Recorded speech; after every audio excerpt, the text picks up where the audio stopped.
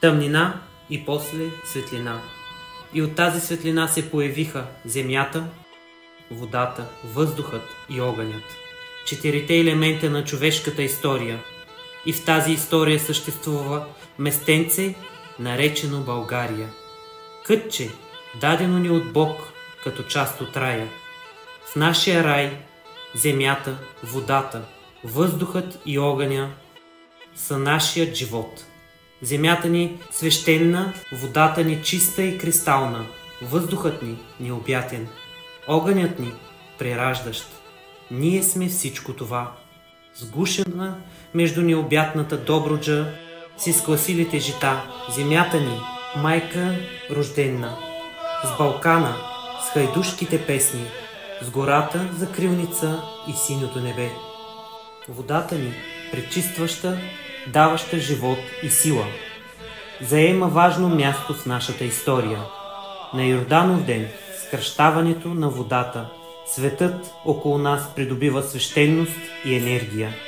Поверието казва, че през нощта срещу празника небето се отваря и всяко желание се изпълнява, ако човек изрече на глас това, което иска. По традиция на богоявление се хвърля кръст във водата и мъже се хвърлят да го вземат. Яко Твое царство и сила и слава Отца и Сина и Святаго Духа, нине и присно и во веки веков.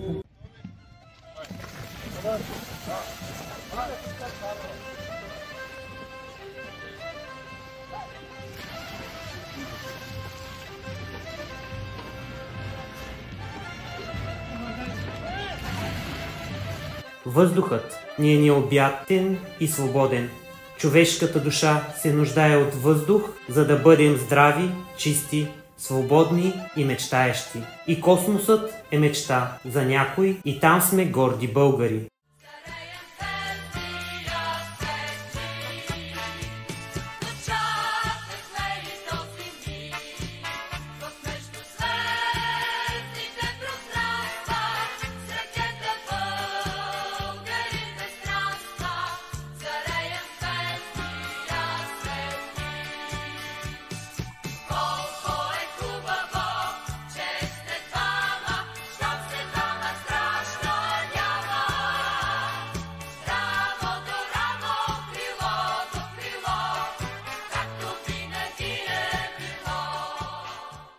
Българският глас, златен, на златна плоча се рее в космоса. Песента "Излел е Делю Хайдутин" в изпълнение на Валя Балканска е включена в Voyager 1 и 2. Огънят прераждащ, огънят затоплящ сърцата на всички българи. Огънят стои в основата на един от най-древните занаяти – ковачеството. От баща ми съм научил. Баща ми беше също голям майстор на района тук, на общината, и вече аз го замествам.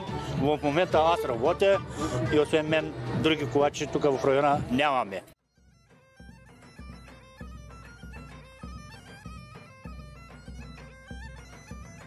Нестинарството е древен обичай, практикуван от траките по нашите земи, и е танц с боси крака върху запалени въглени.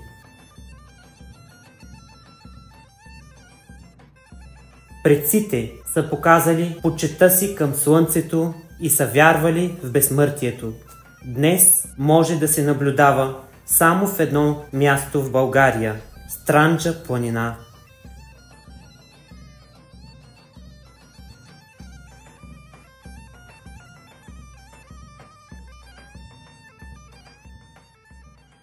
България, земя, събрала силата и вълшебството на четирите елемента – земя, въздух, вода и огън. Горди сме, че живеем, дишаме, горим и пием от необятното и безкрайно богатство на святата България.